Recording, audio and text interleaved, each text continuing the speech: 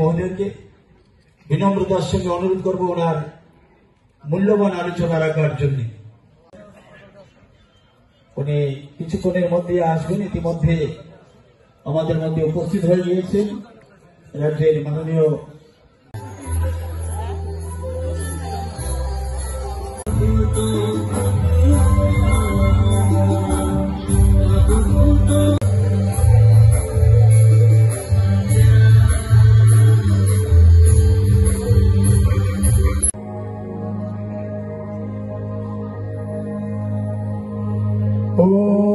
ভাষণ সকলের উদ্দেশ্যে রাখবেন ভারতীয় জনতা পার্টি ত্রিপুরা প্রদেশ কমিটির সম্মানিত সভাপতি তথা রাজ্য বিজয় শুভেচ্ছা বিনিময় অনুষ্ঠানে উপস্থিত হবেন রাজ্যের জনপ্রিয় মুখ্যমন্ত্রী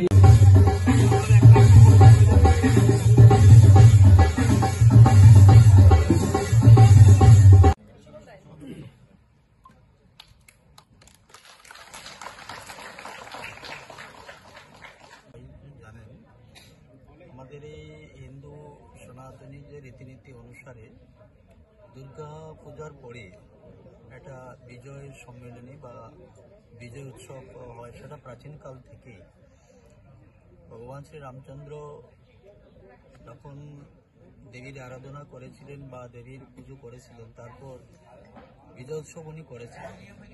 যখন সমস্ত দেবতারা অসুরের তাণ্ডবে অতিষ্ঠ হয়েছিলেন, তখন সমস্ত দেবতাগণ ব্রহ্মা বিষ্ণু মহেশ্বর থেকে শুরু করে সকল দেবতাগণ সেই আদ্যাশক্তি মহামায়া দেবীর আরাধনা করেছিলেন এবং দেবীর আবির্ভাব হয়েছিল দশভুজা ধারী অস্ত্র শস্ত্র সবকিছু নিয়ে এবং মহিষাসুরকে বধ করেছিলেন।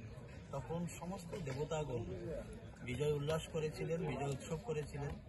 সেই রীতিনীতি অনুসারে আমরা আজকে ভারতীয় জনতা পার্টি ত্রিপুরা প্রদেশের পক্ষ থেকে আজকে রাজ্যের ভারতীয় জনতা পার্টির যারা মণ্ডল থেকে রাজ্য স্তর পর্যন্ত তথা জনপ্রতিনিধি প্রত্যেককে নিয়েই মা দুর্গার সেই দশমী উপলক্ষে বিজয় উৎসব আমরা বিজয় দশমী বা বিজয় সম্মেলনী আমরা বলতে পারি, সেটা অনুষ্ঠিত করতে চলছি আগরতলা স্থিত টাউন হলে। আজকে এই অনুষ্ঠানে আমাদের মধ্যে উপস্থিত থাকছেন রাজ্যের জনপ্রিয় মুখ্যমন্ত্রী প্রফেসর ডক্টর মানিক শাহ মহোদয়, উপস্থিত থাকছেন আমাদের রাজ্যের মাননীয় রাজ্য সভাপতি তথা রাজ্যসভার সাংসদ। তাছাড়াও আমাদের প্রদেশের সমস্ত নেতৃত্বগণ এখানে উপস্থিত থাকবেন। আর বিভিন্ন অনুষ্ঠানের মধ্য দিয়ে আজকে আমাদের এই বিজয় সম্মেলনী আমরা করতে চলেছি প্রতি বছরের ন্যায় এই বছরও।